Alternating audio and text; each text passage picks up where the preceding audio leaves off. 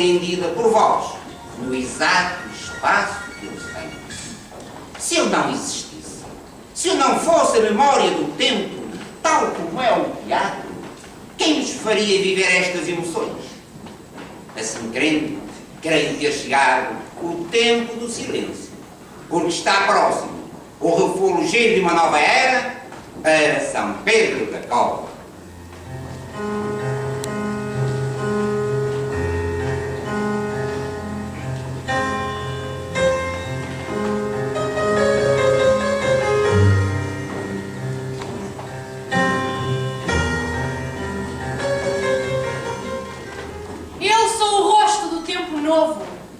Eu sou o intervalo entre o arado e o picão, o que separa o efeito da terra castanha do negro da rocha. Sou o espaço da dor que ressalta da poesia do escravo. Eu sou a voz que articula 1793 com 1970. Eu sou a marca dos passos que desde então ficaram como esteios de pedra gravados no alma do povo de São Pedro da Cova. Em 1793 morreram 14 pessoas. No Monte da Ervedosa, os de Valongo, rápidos a sorripiar lenha e caruma, fazem estremecer todo o continente da aldeia e gritam: Carvão!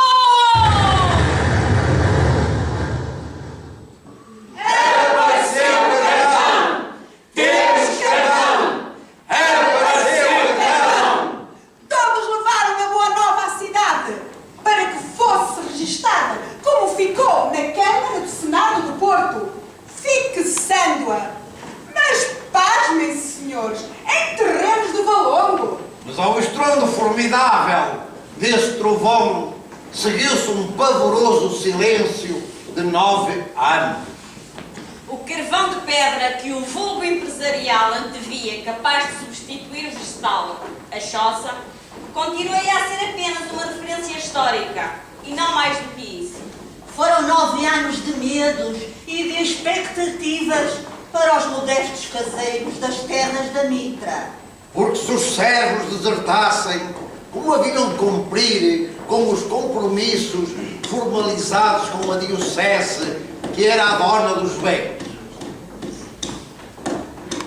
Tivemos, porém, de concordar que seria esta a próxima iniciativa. De Ervedosa, descemos para Valinhas.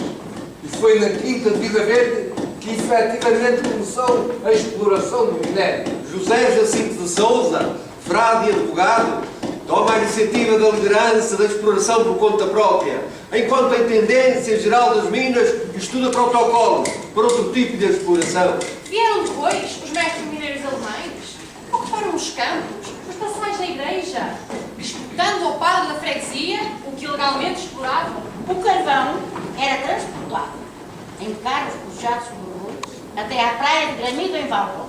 Daí em baixo, segue para Lisboa. Um caso raro de prosperidade económica para o país, contrastava com a miséria do nosso povo. Vieram depois os franceses e as fugas para o Brasil, e com eles a certeza de que ficar seria correr graves e sérios riscos. O esforço desumano, o cansaço, as poeiras sílicas destruíam as vias respiratórias. A silicose assume o terror que se viveu em meados do século XX, sem que um médico testemunhe. A mina deixa de ser explorada pelo Estado e uma empresa de capitais privados assume a liderança. O capitalismo volta ao ducto mineiro. O Conde Farrodo associa-se. A exploração avança, invadindo os campos verdejantes dos particulares. Mas em nome de quem? Perguntam irados os pobres lavradores. Essa resposta foi dada nos tribunais, mas sempre com vantagem para os mais fortes. Segue-se um cortejo de crimes contra a propriedade privada. Desapareceram as terras dos passais. A própria igreja é mudada para o centro da freguesia. No agro já não se enterra ninguém. Não se prevê melhoramento social para o povo. É penoso viver em São Pedro da Cova. Renasce a exploração nos montes de Ervedosa e nos passais de baixo. Mas como não há duas sem três, as antigas administração das reais minas de carvão de pedra optam por um traçado aéreo, com as vulgares cestas da mina de São Pedro da Cova até ao Monte Aventino, nas Andas. O carvão de choça perde definitivamente o seu lugar nas forjas. Passaram 100 anos. E que dizer deste tempo? A mina continuava a atingir de dor a alma de São Pedro da Cova. Cada poço aberto representava uma cova no cemitério. Seguiram-se tempos agitados, ofensas, já ninguém calava a voz dos oprimidos. O Aurora do Gondomar dava eco nas suas páginas.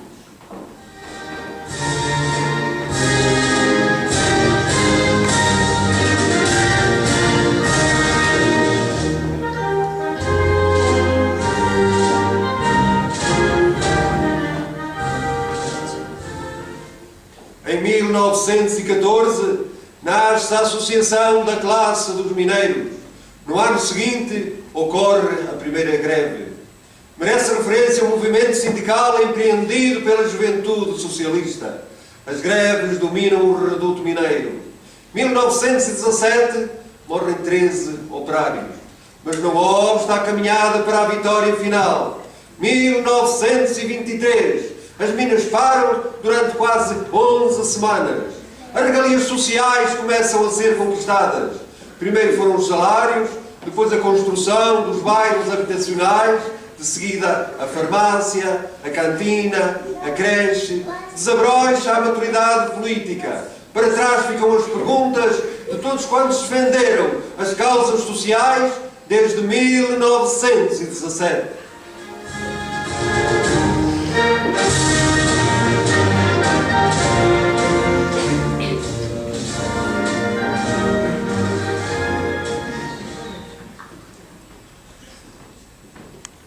Tu que semeias o bom trigo e comes pão falsificado. Tu plantas a videira e bebes vinho ordinário. Tu desces a fazenda e vestes trapos. Tu que fazes belos palácios e vives em casebres. Tu constróis os caminhos de ferro e viajas a pé. Tu que reixas a lenha e desenterras o carvão de pedra e tremes de frio.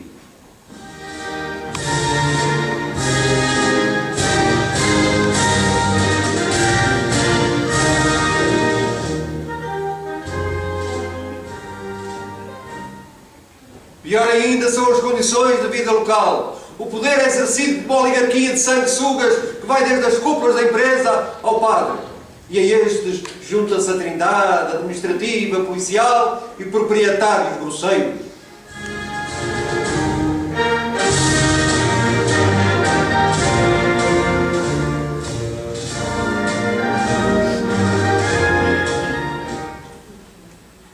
A luz é feita pelo petróleo e depois pelo carboneto.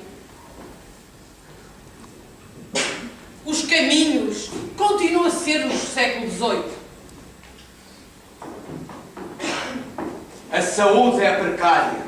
Há casos de tuberculose em último grau. É horrível a fome, as doenças que afetam a respiração. Nem a visita do presidente Carmona às minas para condecorar as toupeiras humanas consegue afastar de São Pedro da Cova a ideia da fuga.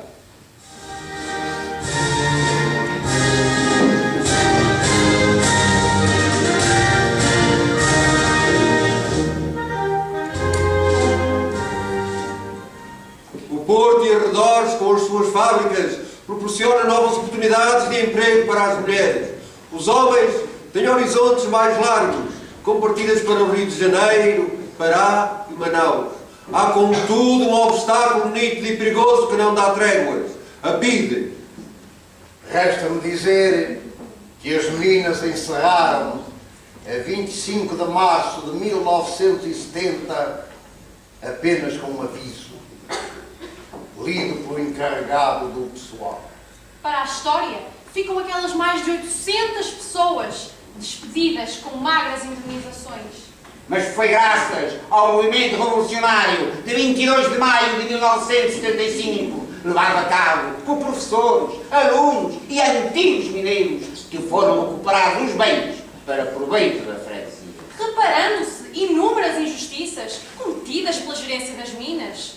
Foi um novo 25 de Abril em Portugal.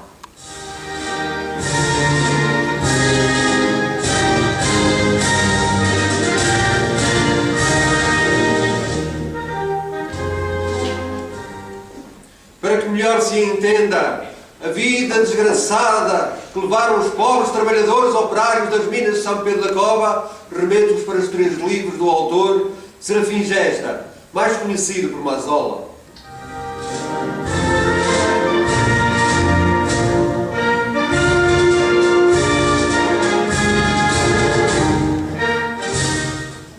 Um grito rompe o silêncio.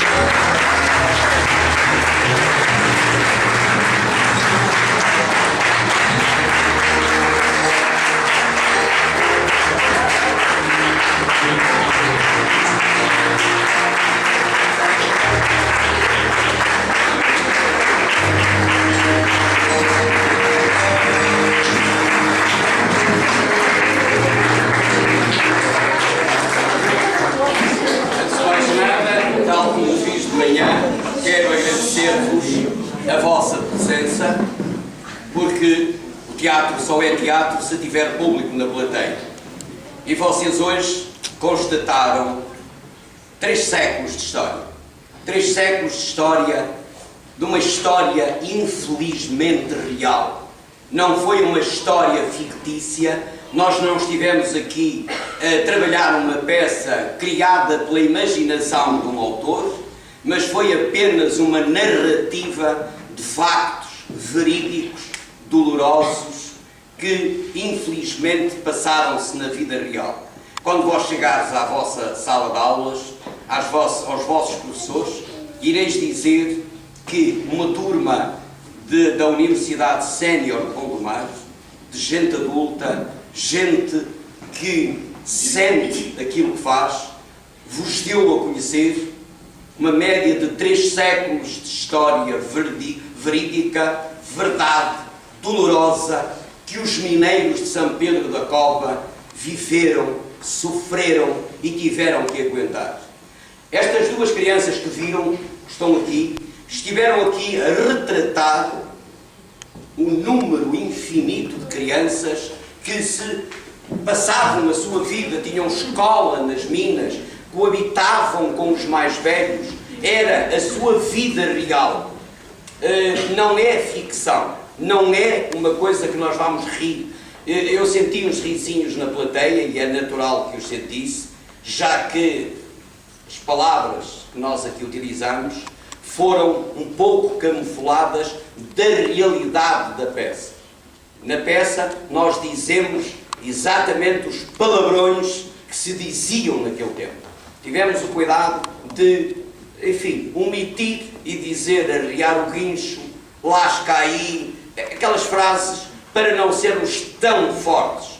Mas numa outra escola perto daqui, eu já tinha ensaiado esta peça e ensaiei-a com o português vernáculo daquele tempo.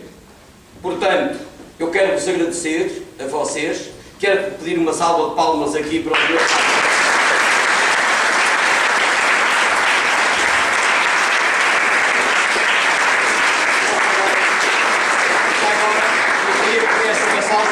aos nossos técnicos, eu